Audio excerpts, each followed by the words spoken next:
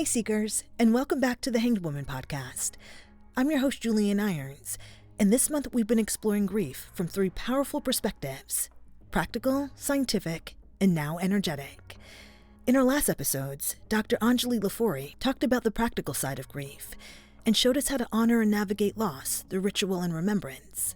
And Dr. Demarni Burgos helped us understand the science of grief, exploring what happens to our brains and bodies when we experience deep loss. Today, we're moving into the energetic realm of grief with someone very close to my heart, my sister, Jasmine Irons, head of Temperance Intuitive Energy Healing at Three of Cups. Jasmine is an intuitive energy healer, and her work focuses on helping people release the heavy emotional imprints grief leaves behind. We'll explore how grief is stored in the body, how energy healing techniques like art, sound baths, and conscious breathing can create safety for release, and how discovering our medicine can help us find meaning and wholeness again. This is the Hanged Woman podcast, where perspective is power. Let's get into it.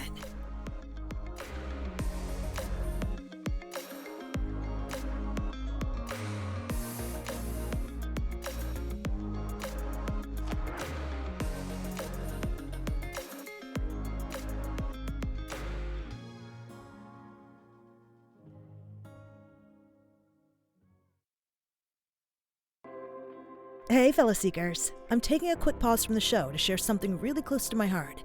And honestly, the only reason you're even listening to this podcast right now. It's Three of Cups. My sisters and I created Three of Cups, an Iron Sisters mission of love, as a space for healing, beauty, growth, and community, because we believe life is meant to be full, rich, and abundant in every way. We offer all kinds of ways to support you: energy healing, heart-centered art, even marketing that will help you enhance your brand's presence in the world. Because wherever you are in your journey, we want to help you feel seen, supported, and empowered. So if you're looking for something to help fill your cup in whatever way you need, come join us. Follow us on Instagram at Three of Cups Healing, or explore all of our offerings at threeofcupshealing.com. Because Seeker, your cup deserves to be full. And now, back to the episode.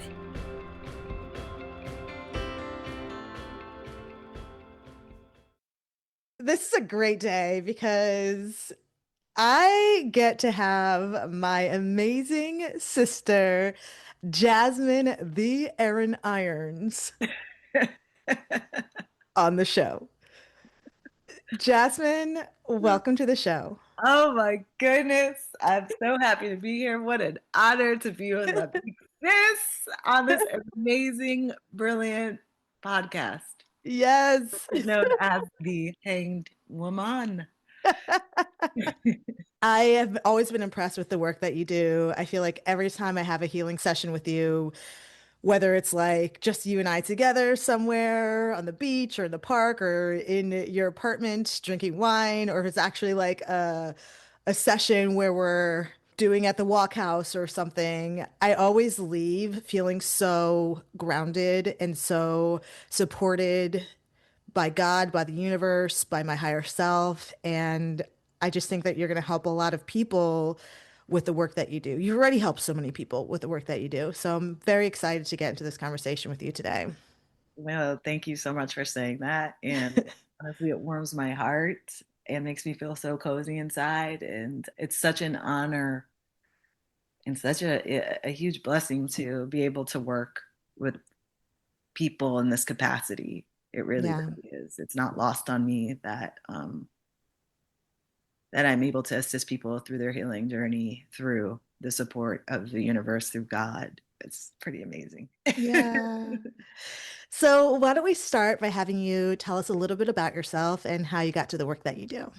Sure. The work that I do now started from a lot of pain, actually. I used to be a TV producer for about 10 years, working on a variety of shows, but it increasingly just started to wear on me. Long hours, it just wasn't really sustainable. And I knew there was something else. I just didn't know what it was. And it's just been a hobby of mine, like just learning about spirituality and energy healing and sound healing, all the things. So this is what I was studying simultaneously, working in television as well. So what happened was I went through just a really big fork in the road of working with a career coach because I just couldn't figure it out. I was kind of spinning my own wheels. And everything basically led back to healing work that I was made to, my purpose was to be a healer.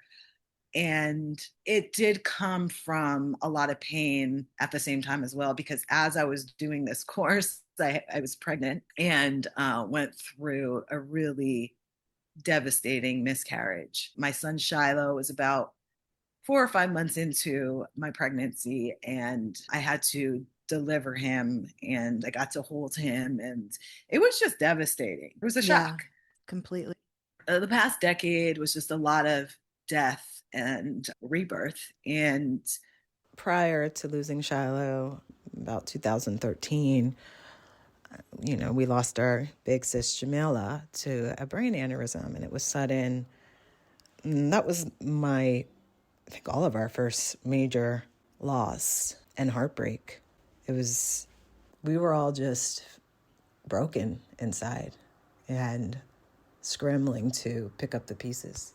After losing Jamila, I turned to more alternative, holistic healing work. And then Shiloh kind of, drove me into more of practicing it on other friends and learning more about other modalities and ways to heal through like shamanism and sound healing. And so I went through multiple other miscarriages as well. I don't think that I would have been the healer I am today if it weren't for these life lessons and all the loss that I went through. So that's kind of the gist of how I became an energy healer. Yeah. A lot of loss, a lot of love, a lot of pain, and a lot of rebirth and growth. And I remember that day that you lost Shiloh and how painful that was for you. Oh God, are we crying already? Am I crying already? No, oh my God. I'm back to tears a little bit. Oh God, I forgot to bring my tissues. I'm already crying. You were right there with me. I was there with you, and honestly, to see how you've transformed that incredibly painful experience into the beauty of the work that you do today is nothing short of astounding, honestly. Like it's like almost feels superhuman to see that you come from this painful place of loss, and now you're actually like using that and creating spaces of healing and joy and love for other people. And that's really honorable. When I lost Shiloh, I was completely devastated, as you know. Yeah. And I was in a well of grief. And I just remember sitting on my floor, my living room floor, and I just had this deep urge. I was like, I need to create something, but I wasn't an artist. At least I didn't know I had that creative ability within me, or forgot I had it.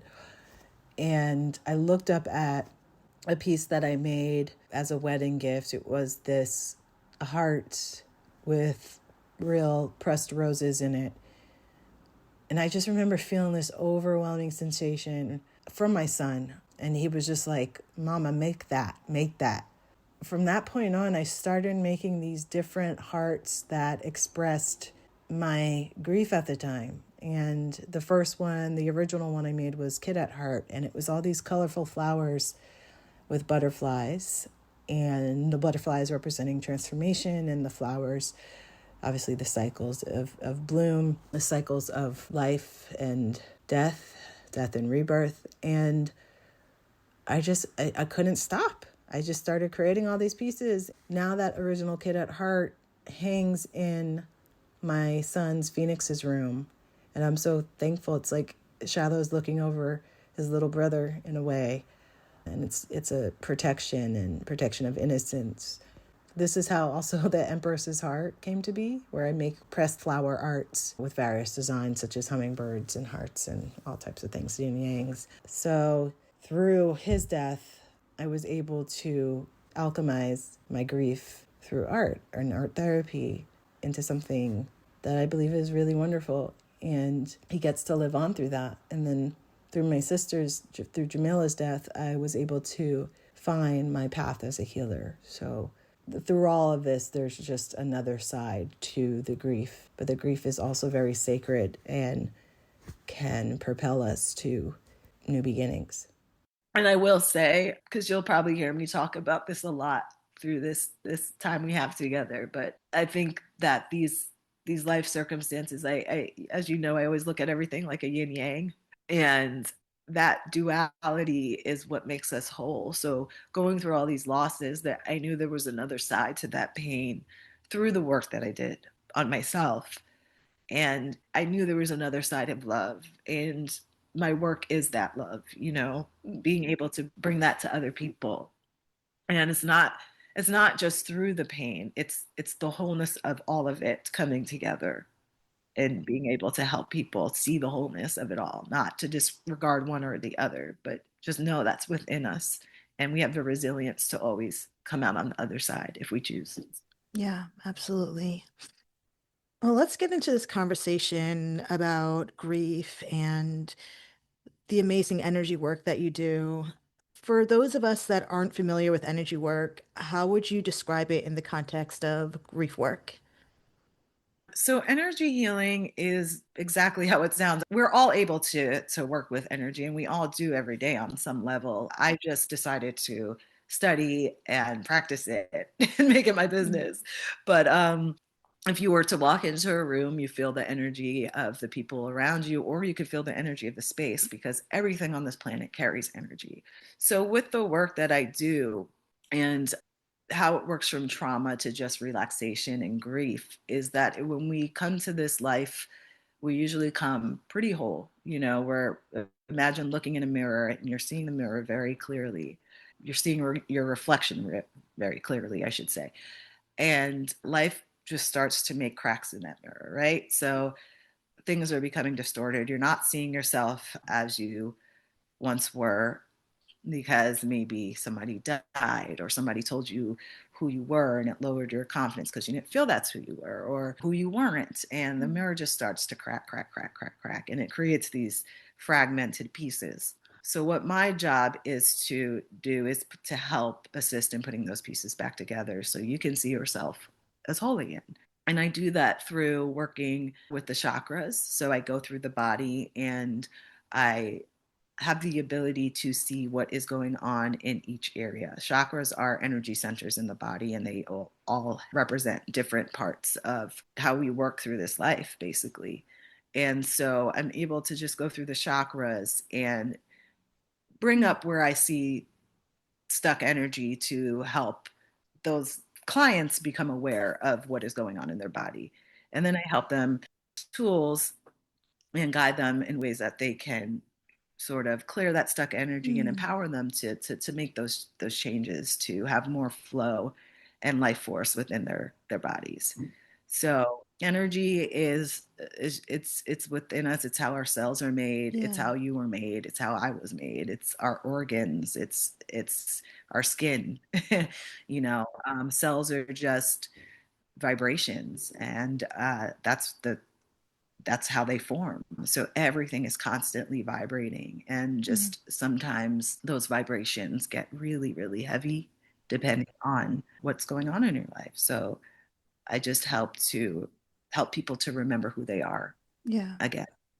So last week we sat down with Dr. DeMarty Burgos and we talked about the science of grief and how it shows up in our physical body. As an energy worker, how does grief show up in the energetic body versus the emotional or physical body? I like to first say, like, they're all connected. And I think it's important to understand how they show up in each, so we have like a clear visual and understanding. Grief is mostly recognized in the emotional body. So you'll see sadness, longing, guilt, anger, emotional numbness, a sense of feeling disconnected, mood swings, anxiety, difficulty experiencing joy. So this is like the manifestations of how it shows up in the emotional body. In the physical body, I know Dr. DeMarty talked about that as well: tightness in chest, fatigue, appetite changes, muscle tension, digestive issues, sometimes somatic symptoms without any clear medical cause. What's somatic? That's just another way to say how things show up in the body because of your emotional state. Your body's the last manifestation. It's the thing that holds on to everything. You're like, gosh, why is my lower back aching? Or, Mm-hmm. why do my shoulders hurt? It's because you're holding all this emotional tension in your shoulders or your hips or your lower back, and you need an emotional release. So it all does work together. The energetic body, I would look at it as, like I said before, like the chakra system, Right. right? So if it's in the heart chakra, for example, which it often is, you're going to feel a lot of contractions. You're going to want to contract in, you'll Mm. feel blocks. You might feel emotionally or energetically closed off and just physically heavy because you're carrying all this physical and emotional weight of grief. It's in your energetic field. So it's all really working together. It might be stored in your lungs. So you might have like shallow breathing, frequent sighing, a lot of coughing, a lot of tightness. So it also can show up energetically in your lower chakras. So your root or your sacral, you can feel just unsafe. You might feel like security is gone. You're not grounded. You could feel like you don't belong. There could be some disorientation. So grief energetically, to kind of sum it all up, it just can create this stagnant or dense energetic field. Some may describe it as like a cloudy feeling or fog that you're sort of walking through. So those are the differences between them and sort of how they work together. And so the emotional grief can trigger all these things within the body, basically. So I'm looking at it from like a holistic view. I do believe they all work together. Mm. It's so interesting because you talked about how it makes you feel like you want to close in on yourself, like you don't belong. And you know me, like I've had that feeling that I don't belong or I'm going to get kicked out of the tribe for a really long time. And I've like worked through it. But do you think that that was a symptom of me feeling some sort of grief? Yeah, I mean, getting kicked out of a tribe, that sounds like more of abandonment and not feeling safe in a group. Yeah. So a big feeling of safety and abandonment. Yeah. Yeah. Yeah. Like when you think about getting kicked out of somewhere, it's like not being wanted or worthiness. Yeah. I mean, it could be tied to grief, but we would have to go and see what the real root of that is. Right. Yeah. Yeah. Yeah. I think I know what the root of it is. I mean, it could be loss, people leaving you through loss. Like, Yeah. but again, it's so individually based that we would have to have like a Right. session to really go through, Yeah. there's no blanket. Yeah. It's so fascinating connecting the dots in that way, you know. Yeah. So why does grief sometimes feel stuck? And how can working with energy create movement and release to get us out of that stuck state? Yeah, that's a great question. Grief it's not linear. So it wants to sort of move in waves, right? Mm. So when we suppress it or we avoid it or try to prematurely resolve it, it's almost like the wave can't move. It can't crest. So the body basically holds on to this unfinished motion, like a frozen tide, right? If you can picture that. Mm. So grief is a frequency. So imagine it not just being just not going anywhere because we're not working on it. or we're, Right. like I said, ignoring it or whatever the thing may be. That's why it tends to get stuck, and it can come in ways of like the nervous system freeze, right? So grief often overwhelms the nervous system. Loss can feel so unbearable, and it's like you don't know what to do. You're like paralyzed, you know. Because sometimes there is nothing you can do. Like there was when Jamila passed away, there's nothing we could do. And it's all okay. Like we're all working. Like every place is a start to work Yeah. from something. So like it's all okay. We've all been there, or most of us have. But instead of like cycling through that grief through crying or moving or shaking or vocalizing, it kind of halts, right? Because you're frozen. Right. This unexpressed sort of change lingers. It lingers in your muscles, in your breath. It lingers in all parts of your body. And sorrow and naturally Mm. wants to leave through sobbing. and heaving. Wow. Yeah. When we stifle our tears or try to hold it together, it just tightens your diaphragm. It's like we're having these physical, things happen because we're not letting the body run its course, not letting it do its thing. It's so intelligent, it naturally wants to do these things. So we're restricting, right? We're not fully exhaling. We're Yeah. not fully breathing. So the incomplete cycle can leave you feeling like this lodged feeling in your respiratory system, like it's the feeling of the weight on your chest. I think that's Yeah. probably the best way. Everybody can kind of understand like the feeling of weight on your chest. It's like that is something unresolved. Your body's always giving you signals too, which is really just Right. amazing of like when something is stuck, if it doesn't feel like flow, chances are you have stuck energy in your body. Also, there's memory loops. So, your nervous system is recording this felt sense of loss. So smells, songs, anniversaries can re-trigger these waves of grief. It's not just in the brain, but it's like your body is this sensory field as well. In your muscles, like I said before, the aching. These are just all ways it gets stuck because we're holding it so tight. It's just this. Right. Yeah. I mean, for there's so many. I mean, we can get into reasons why we hold on to things, but we're just holding on to this grief so tightly, and we're so wound up that it's causing this stuckness, and it's not releasing in the way that it could naturally. Well, can we talk about that? Why do we hold on to it? Because I know that feeling. I know a lot of us feel that feeling of like that pressure on our chest. I Mhm. know there's been times where I am just like, I don't know how to get rid of it. Like it just hold on to it, you know? Why do we do that? There's a variety of reasons, and I can give a few examples. Some may be like if you're holding on Mm. to the pain, it might make you feel closer to your loved one. And that's the way that you're connecting to them. Mm.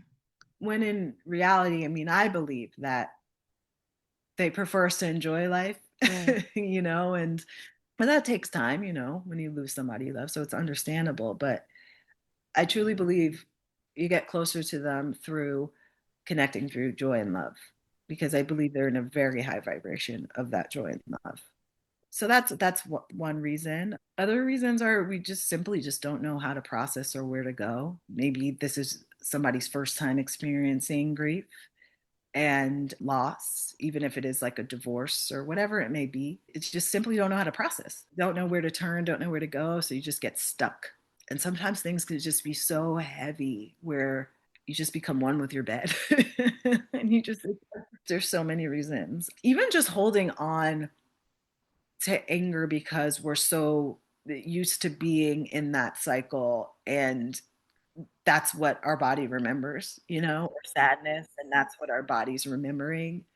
And we get, sort of re-triggered with that grief. Yeah, it all takes work, practice, and consistency to really release that. So, Jasmine, one of the things I love about the healing sessions that you do are your sound bowls. I just feel my body vibrating when you play them. I just feel so in tune with the earth and with like, it just calms me. Can you explain to us how sound healing or how energy healing helps regulate our nervous system when we're experiencing deep sadness or loss? Sound bowls are often used in trauma or grief practices because of the vibrations they produce. As we talked about, your cells are made from vibrations, so they carry a frequency. So these vibrations basically influence the body and mind. And Mm. it does that because every organ, bone, and cell in your body has a resonant frequency, right? So when you're feeling heavy or stuck, it's because your natural rhythm is basically off. So the sound bowl's vibrations can help restore the balance by entertaining your body in a more harmonious frequency. So, for example, like if you have physical clutter, right, that can kind of take over your space, weigh down your space, whether it's emotional or energetic clutter, it can just weigh down the room and just you can't even walk through it, right? If we clear that clutter, imagine like just playing music and the clutter is just suddenly clearing, and the movement of the sound waves through the body can help dislodge that stuck or suppressed energy. So it creates more flow and clarity. And the soothing tones also, they also help you relax, right? So they can shift your Yeah. stress response, your fight or flight response, into like a more healing rest and digest response. So it naturally elevates your state of being and helps you feel lighter. It also like just I place them on the body as well. So like directly on the body. So it just wakes you up. Just imagine a river and there's rocks in the way. There needs to be some type of movement or vibration to move that debris out of the way, move those stones out of the way so the water can flow. So when I'm hitting that bowl in your body, it's like shaking things. I've had people, I like hit it once and just start crying because they're feeling something, a different vibration within their body. Definitely have experienced that. Yeah. Yeah, and I think like the sound waves we carry, whether we're talking to ourselves or other people, they all carry vibrations. So it's so important how you also talk to yourself. Everything carries that vibration or frequency. They've even done tests on these things. A plant test was done at a school where plants were in the same exact conditions for a month. Same plant, got fed the same climate, everything. The only difference was how the students talked to the plants. So one plant was spoken with love, the other was spoken to with hate. And you can guess which plant survived at the end of the month, just based off of kids, how they were speaking to the plant. That is wild. Yeah. So the plant that was spoken to with love, it thrived, it survived. The other one was basically dead. So sound and how we talk to each other, what we're listening to, what we're putting out there, it all matters. Mm. It's all working together.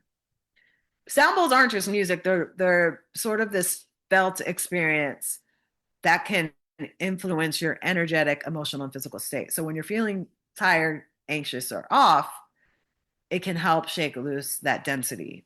And it reminds your system what it feels like to be in flow again. And one of the cool things about your sound bowls, each one of them aligns with a certain chakra, which is what you were talking about originally, right?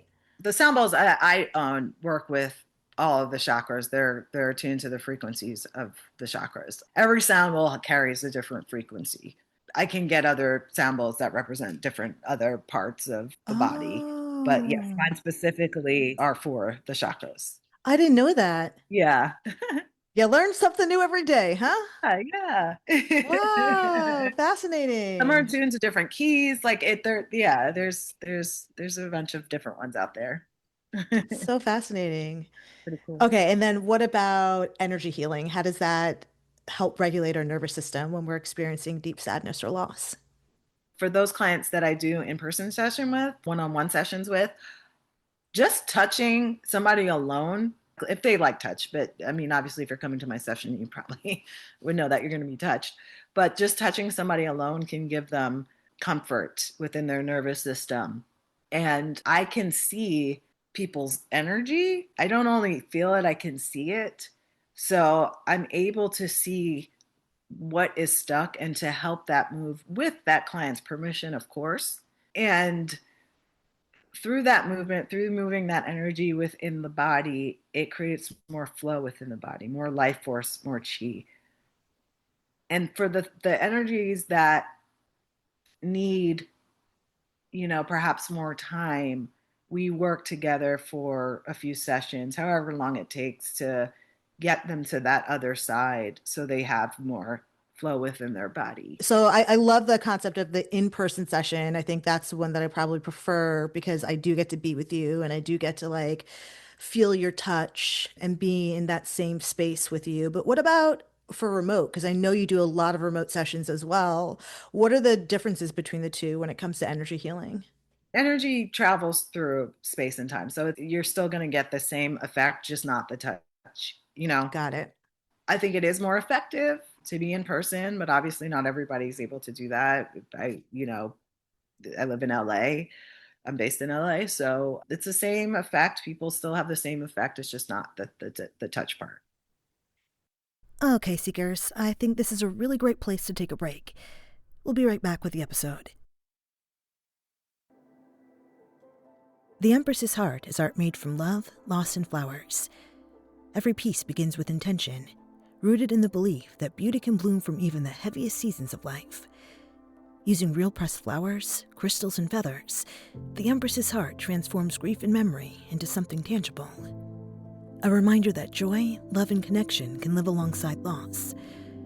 From one-of-a-kind works for your home to deeply personal custom pieces, each creation holds a story.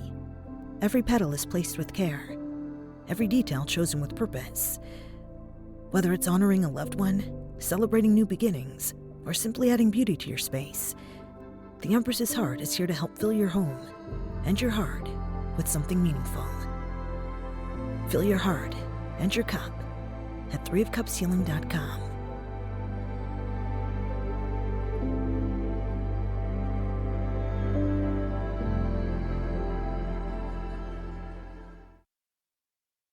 Let's get into the tools for energetic healing of our bodies, of our pain bodies, of the grief that we're dealing with. Can you walk us through a few practices that can help listeners create energetic safety while grieving? So there's the practical ones, right? That I kind of talked about before. So there's crying fully with tears, sobbing, even just releasing sounds. If you need to yell, laugh, whatever releases. Laughter is most, to me, laughter is the best medicine. So wherever you can get your diaphragm to convulse and move is a great way to create energetic safety while grieving. Trembling, shaking, whether that's through dance or just literally just shaking your body out, movement, yoga, dance, just simple stretching. Stretching has saved my life and my hips. Breath work, that also helps with the inhale and exhale. There's all different kinds of breath work, but just simply intentional breathing in through your nose and out through your mouth, starting from all the way from your head, just like a cleansing breath all the way down to your feet is helpful. Going to the altar. I have an altar in my home, and it's in my room in just a clean area, and it has all the things that I love on there, or remind me of love, that are symbolic of love. So I go there to release stuck energy, but you can do that anywhere. You can do it on a nature walk, which is also very helpful. A nature walk meaning going on a hike. Like the hikes for me are church. I release a lot through my hikes as well. These all help reduce inflammation. These all help improve mood. Talking to your loved one, we forget that we can talk to them. And they do talk back in their own ways. Talking to them is a wonderful, safe way to work through our grief. A great tool and practice is getting to know the voices in your head. And this is something I practice every day, because there is that inner voice, that one true, pure love, pure joy. Some people call it their higher self or spirit or soul. And then there's all the other voices. I don't have names for mine, but there's a lot of other voices that come. And I think it's so important to practice to get to know all of them and get familiar with all of them, because it all starts from, those thoughts and how those manifest. And so we can make a conscious choice about what we're doing every day and why we're doing it. And that spirit-led voice, that heart-centered voice, that will never steer you wrong. Never. So getting to know the voices in your head is a really important practice. Did you know that my judgment voice in my head is named Samantha, and she's from New Jersey, and she's got really big bangs and a fanny pack, and she's just always the one judging me, and I'm always like, Samantha, relax, okay? So absolutely. And it actually calms me down to name her and point out that it's actually not me. Mm-hmm. Placing all that judgment on myself. It's Samantha with the fanny pack from New Jersey. Fanny pack. And the perm. Yeah. Well, Samantha, she could step aside. Sometimes I give her jobs to do. Yeah. Sometimes they could come in handy, I suppose. Yeah. I love it. But I think it's awesome to name them and just get to know them, because they're all a part of us. They're not going away. But we learn to observe them. Well, that's what a big part of meditation is about, is, observing the traffic going by, not being a part of it. So not engaging with Samantha per se, but just watching her, notice her, and, really get to know that other one. It's usually the heart center, the spirit voice is usually the quietest one. Absolutely. Yeah. We do have all these different modalities to help us like work through grief. We have, like you said, breath work. I know you do a lot of creativity in your work. We have meditation, we have sound baths. How do these things all complement each other in our releasing of grief?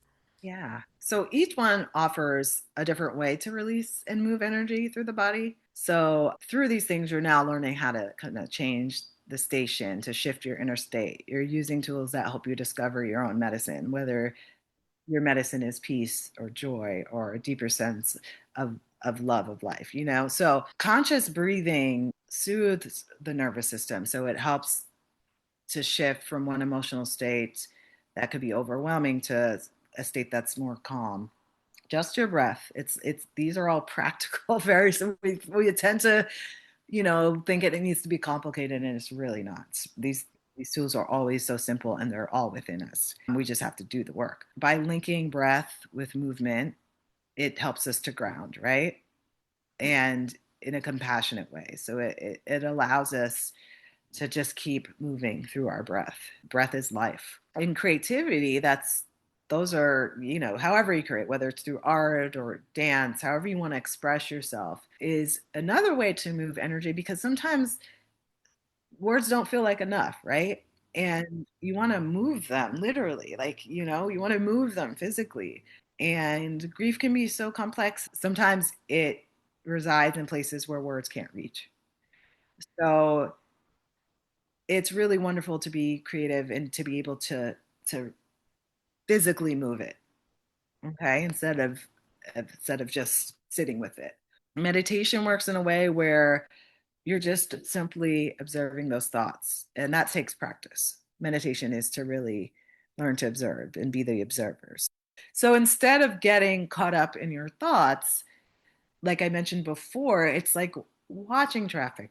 You're not in the traffic. You're not honking the horn and giving somebody the finger. You're just you're just calmly watching it on the side, taking your breath. And that stops you from spiraling, really. I'm a very visual person too, so I love guided meditations. They work really well for me. There's so many types of meditations out there. So again, this is all sort of courting what, even in a modality, what works for you. There's different types of breath work, there's different types of meditations, there's different kind of art therapies. So I enjoy being led through peaceful imagery and quiet forest or something soothing to help bring me to the present moment. I also use meditations that help connect us to our loved ones who passed on. And that's easiest and best done when you're in a peaceful, mindful state. And it's easier to feel their presence in that way because, again, we're just using these different ways to connect to ourselves. And when we connect to ourselves, we connect to our loved ones. They're all raising the vibrations in your body. And when you're raising the vibrations in your body, you're creating flow, which releases the stuck energy. And you're doing these in different ways that are so practical and they work. They're just all within us. They're within our grasp. That's how they complement each other. I know you talked about this already. The chakra is probably the main place where we hold on to grief, but are there any other chakras or energy centers that are especially impacted by grief, like the throat chakra? And does it matter what type of grief it is, whether it's like loss of a loved one or loss of a job or divorce or something like that? Yeah, I would say grief, it can impact every chakra, though how it shows up varies from person to person, right? It often depends on the nature of the loss, if it was a traumatic or sudden loss. Yeah. For many, the heart chakra is the most affected as it holds our capacity for love, right? And our connection. But others might feel it in their root chakra, which governs our sense of safety and belonging in the world. Oh, yeah. So we're like, where are we now without this thing, without this person? Like, it's like a rug has lifted from under us. The ground has lifted from under us. Some may feel it in their sacral chakra. This is our chakra where we create. We might feel that we no longer have the desire to create or connect emotionally. Grief can also touch our crown chakra, right? So that the crown chakra is all about connecting to spirit and God. So we might feel disconnected from spirit or higher power. It might tie in around our throat chakra, making it hard to speak or causing words to come out in anger.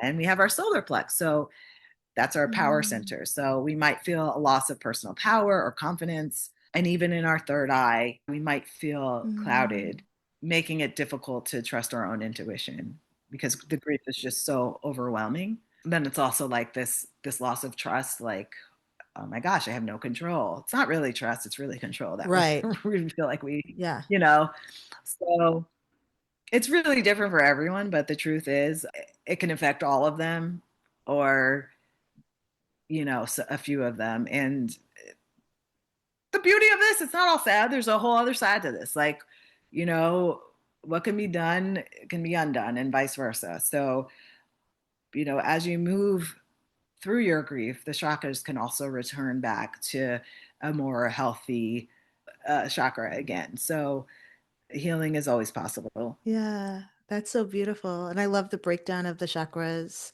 That was really, really helpful. Now, I know that you've worked with so many clients, including myself, and you've helped so many of us through loss. Can you share a moment or a story where you saw energy work bring someone back into alignment after a heartbreak?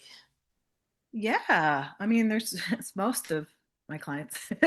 But I will say one that sticks out was a heartbreak because I worked with her for months and her loss was childhood. She lost her childhood. This woman now, I think she's in her 60s, but she went through a loss of childhood. She was violated from a very young age and for a lot of years. And so she lost the sense of play.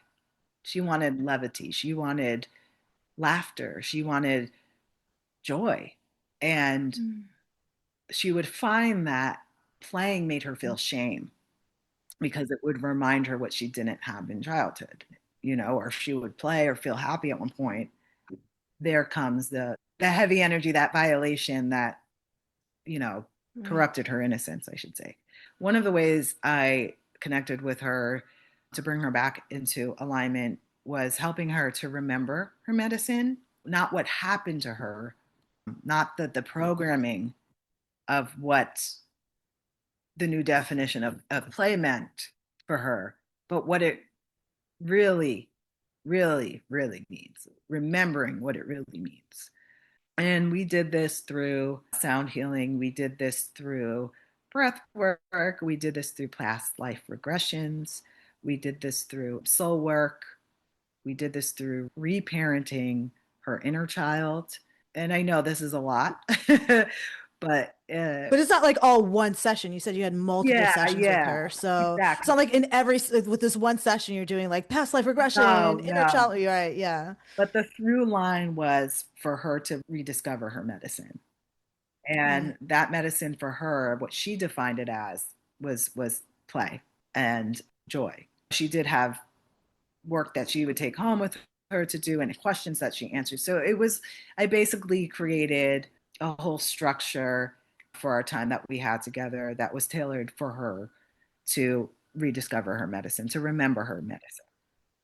Because I don't believe anything's really discovered, just remembered, so hence the tagline for Temperance, remember who you are.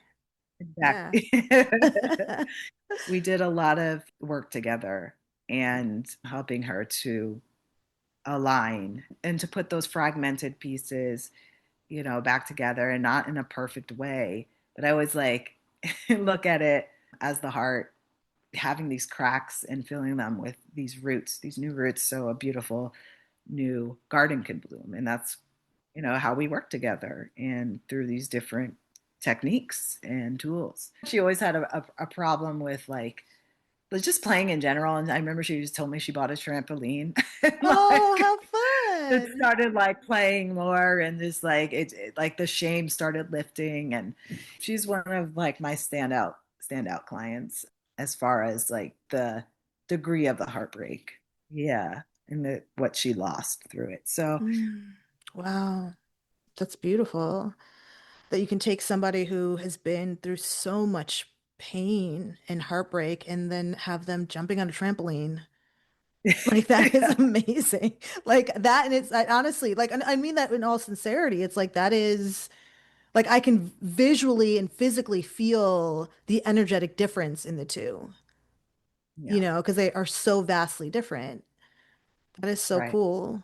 Yeah. And the great thing about it was that all the work that she was doing through the weeks that we were together, and all the questions that she was answering, because sometimes it's the simple questions that we don't ask ourselves or others, and it opens up so many things just asking these simple questions Mm. like, what brings you joy? I gave her a box with her medicine in it, so all the questions that she answered created her medicine. And that's what it basically, the through line and what it ended up being was she found her medicine through herself and answering these questions and the work that we did together. So I created this box for her just to remind her to come back to the tools every day, to just remember her medicine, remember who she is. And so it was just a really, not only for her, for me too, it was just a very beautiful session. And it just, I don't know, it helps me to feel even whole to see her from the beginning and the end, of it all. Can you explain what medicine is? Because you've said it a number of times, and I just want to be clear about like what that is. Yeah. Medicine is basically a high vibration that helps you to keep a high frequency. So, say you're heartbroken, what is it that you want from this heartbreak? What do you want to feel? So, I would ask you a series of questions to help you discover your medicine. And then you would sort of practice that thing. So, say, my heart is broken and I want to get to the other side of it. And my medicine, what it feels like to me is joy. Mm. So we would practice that medicine at least for 30 days. It could be just looking out at the sun. If you feel joy at looking at the sun, then you used your medicine that day. It could be a shower. It could be longer. It could be a long meditation. Whatever brings you your medicine, you Oh, keep taking that dose every day. Yeah. So what that does is build practice and consistency and persistence through time. And that's all healing is, using that medicine. Keep using that medicine over and over and over again until you feel it in your body, until it resonates within your body. So that's what I mean by medicine. I really love that. It's reminding me what I want my medicine to be because a big point of grief for me in my life is things not turning out the way that I thought that they would turn out. And I've healed a lot of that, but the feeling that I want to accomplish is the feeling of like freedom and stability and joy. And so finding those things within my life, finding things that bring me those feelings would be my medicine. Right.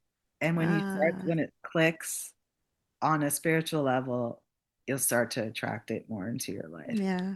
It's more than just like this law of attraction. It's even deeper than that because now it's in your cells, right? Hmm. Now you're vibrating, as we talked about before. This energy is all at a cellular level. So now you are vibrating in that freedom, in that joy, in that peace, because you are practicing it every day. It's down to your bones, and you feel it now. And once you feel it, you know it's there. Yeah. And once you know it's there, then you know you can always access it at any time. And to tie this back to the voices that you talked about earlier, is that sometimes like my negative voice will come in and be like, we don't have time for that. We don't have time for joy. We don't have time for freedom. And so what I've been doing recently is just saying, no, stop. Like my freedom and my joy is the most important thing right now because that voice will make me feel anxious. And I'll sit in Mm-hmm. silence and just allow myself to feel stability, allow myself to feel freedom. And so though I see the connection now between those two things. That's really cool. All connected. And sometimes I'm like, the more you get to know the voices, sometimes it's not even, it's like, okay, girl, you had your Right. piece. Some Like, okay, and let me and you can so easily, once you practice more, like move into that more spirit Mm-hmm. self, that higher self in such a, you can just, you see the difference, you feel the Yeah. difference, whatever your thing is, like if you're more visceral or visual or both, but like it just becomes second nature to you. All right, so let's talk about reconnection and integration, because I know that those are two very valuable aspects of healing from our grief. Mhm. We know that grief often creates this disconnection from ourselves, from others, even from life itself. How can energy healing guide us back to that connection and that presence? Yeah, that's great. Energy healing works with your energy and honors it, whether it's anger or sadness, confusion, whatever you may be feeling for your grief. So it doesn't bypass it. I truly believe grief is sacred and it's a powerful reminder of how deeply you loved, right? So to feel is a gift. To feel anything is a gift. It's also a signal. It points us Mm, to where we need to go next. At the same time, energy healing helps to gently guide you to the other side, yeah, helping you to reconnect with the energies of joy, your medicine, right? Love and that wholeness. It reminds you who you truly are in spirit. And once you feel that again, joy is possible, it's yeah. accessible. So from there, you can begin to nurture it, sort of fanning the flame through the work that you do to create that fire again within you.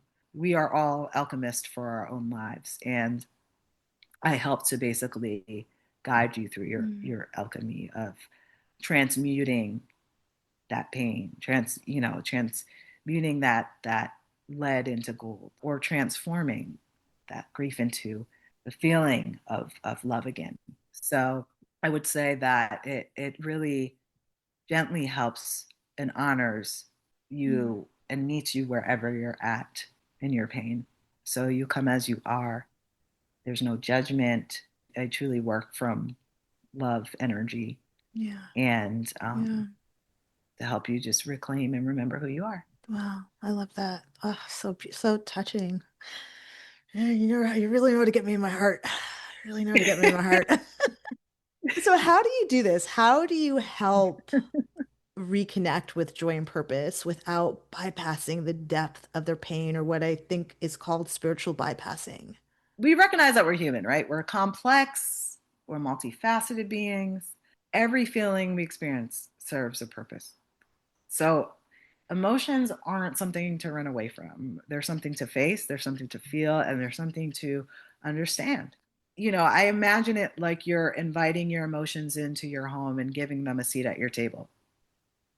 You sit with them, you get to know them with compassion. And when you do that, you create a space to understand why the anger is there, Yeah. or the sadness, or the fear, why it's there in the first place. When we don't allow ourselves to feel, we suppress. And suppressed emotions, they don't disappear, they become stuck energy. And over time, that stuck energy can manifest in ways that we don't even recognize. It could be through, why do we keep picking the same partner? Why do you have this abusive boss? Why do I not have money? Like all the things. You calling me out? You calling me out? The sister knows. Just kidding. It's always like the same things. It's like love, money, Right, right. health, Yeah. the top three. But, like I said, for example, unprocessed pain from childhood abuse might resurface later through a relationship or a situation, like having an abusive boss as an adult. So the patterns are going to repeat until we face the root of it and begin to heal from it. So there is no bypassing. You can't get to the other side without going through it. There's no shortcut, there's no magic wand. You have to do the work. Yeah. So in shamanism, there's something called the crystal spiral staircase, right? Yeah. And you just imagine when you keep doing the work, you're going up this spiral staircase, right? And you may meet those same energies again, or demons, or whatever you want to call it, those heavy energies. But you could see how far you've come because it's clear and it's crystal up that spiral staircase. And you're no longer responding the same to those circumstances that took you down before because of all the work that you've done and the tools that you have in your tool belt. You've elevated. And it's not to say that you're not going to go through pain, especially when you lose somebody. It hits different. You know how to work through it differently. That's it. That's the difference. I love that. How do you see energy work complementing more traditional therapies like talk therapy or medication when somebody is grieving? Energy healing is not to be in place of psychology or your psychiatrist or any medications that you're taking or talk therapy. It's not to be in place of, it's to complement and be a part of. So I do believe everything should be approached holistically because the body isn't separate from the mind or spirit. It's one interconnected system with different parts working together to support our overall being. Grieving is inherently it's complex, so it's important to honor those many layers. And sometimes it takes an army of modalities to move through if that's necessary. So it truly complements traditional therapies like talk therapy and all of that because you are now working with the mind, body, and spirit as one. You're not just talking, you're not just taking something, you're actually doing physical body work. Hospitals are starting to recognize energy healing and Reiki and sound healing. They're bringing practitioners in to do Reiki on clients. I was a volunteer as a Reiki practitioner for hospice for a few years. They have sound healing at the VA hospitals for veterans. So it's an ancient practice, energy healing. And I think, Western modern sciences are catching up to this old ancient modality because it works. And the more that you do more healing on yourself every day, you heal faster. Science has proven you actually heal faster through energy work if you are sick and taking, the medications you need in addition to. So energy healing is in addition to therapy and medication because we're working with the whole, the mind, body, and spirit. At Three of Cups, we have an amazing workshop that you created called Healing After Loss. And I will say that it is probably one of the most comprehensive programs that I've ever come across when it deals with healing. Because not only is like the design of the course beautiful, but like you incorporate so many different modalities in it. And when I did the workshop with you, there were so many aspects of it that I was like, oh my God, like other people feel this way too. Like it's not just me. I'm not crazy. Can you talk to us about healing after loss and how that can help people deal with their grief? Yeah, of course. And thank you for that. Healing After Loss is a workshop designed to move your grief. Like it's not like I'll tell you what it's not. It's not a grief share, although we do share with each other. We use art therapy, we use stretching, gentle stretching. We do ritual and ceremony, the art of letting go. And we learn the basics, what traumatic loss is, what traumatic grief is, the stages of grief, and it combines all these different ways to move through grief physically that, again, as I talked about before, it's through the lens of an energy healer, helps move stagnant energy through the body, such as grief, to create more flow. And so just talking and hearing other people and how they went through or got through their grief or are going through their grief, again, stretching, art therapy, sound healing, ceremony, such as the art of letting go. These are all different ways that we can release grief through the mind, body, and emotions. So that's all about the workshop. And you also have the Go at Your Own Pace course. Can you tell us about what that is? Yes, so the course will be up in November. Exact date is TBD, but the course is self-paced and it takes about 3 months to complete. And the course is about you discovering your medicine, building a relationship with death, understanding your fears surrounding death, connecting to your loved ones while all connecting to yourself. So there are different modules that you'll go through. I will be leading each module. through video, and you will have a journal and a workbook that you're working from with questions, also giving insight on how other cultures and countries have, worked through their grief and death, just to give a different perspective. There's not just one way to do it. And there's not just one way to work through your grief or to have a funeral or to honor your loved ones. There's multiple ways to honor your loved ones. So there are different aspects to this course that not only help us to work through our grief, but to also connect with death. It's a part of life, and we should get more comfortable with it, because none of us are getting out here alive. And Facts. we start to learn that it's actually nothing to fear. That is a part of the natural rhythm and cycle of this earth, the duality, as I spoke about. There is no life without death, and there's no death without life. There's no hot without cold. There's no day without night. So It helps us to start to resonate with this understanding on a cellular level, on a spiritual level, to help us work through our grief. And if somebody's dealing with a loss that's not death, could they also benefit from the course?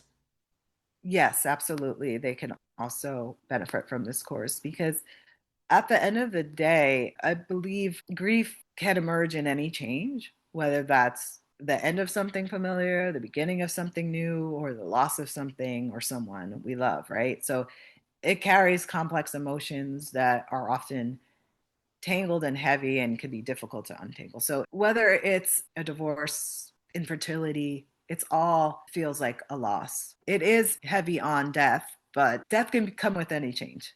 Right. Because death is really transformation. And so the death of a job, the death of a relationship, the death of the life that you thought you were going to live, literally, to me, it's all death and transformation and loss.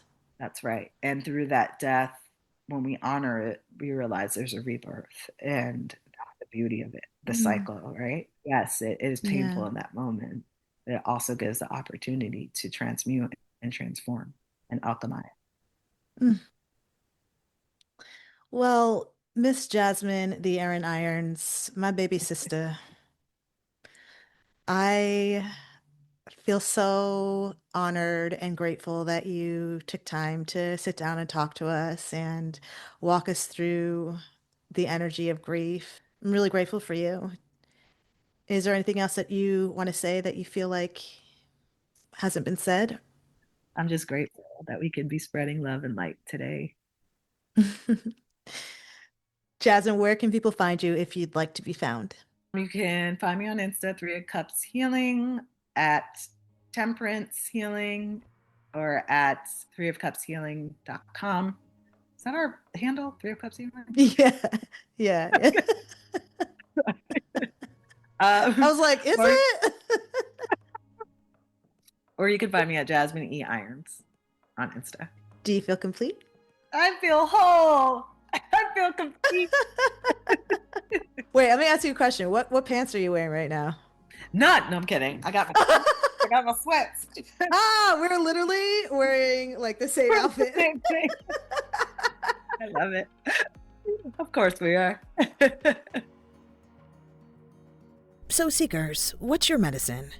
What's your grief telling you need to feel heal, whole, and complete? This episode reminded me that grief isn't just something we get over. It's something we move through, layer by layer, breath by breath, heartbeat by heartbeat. In our next episode, we'll close out the grief arc with part 2 of our energetic perspective shift. We'll be joined again by the amazing Dr. Anjali Lafori and her co-founder of the Siwa Plakte Collective, Maria del Carmen Paracano, and we'll expand our energetic scope on grief by diving into ancestral trauma and how we can begin to heal it for ourselves and for those who come after us. The episode is so incredibly perspective shifting, and I cannot wait to share it with you. I'm Julienne Irons, and this is The Hanged Woman, where perspective is power. If you feel inspired, please like, share, and follow so we can keep the conversation going. Until next time, hang in there, seekers.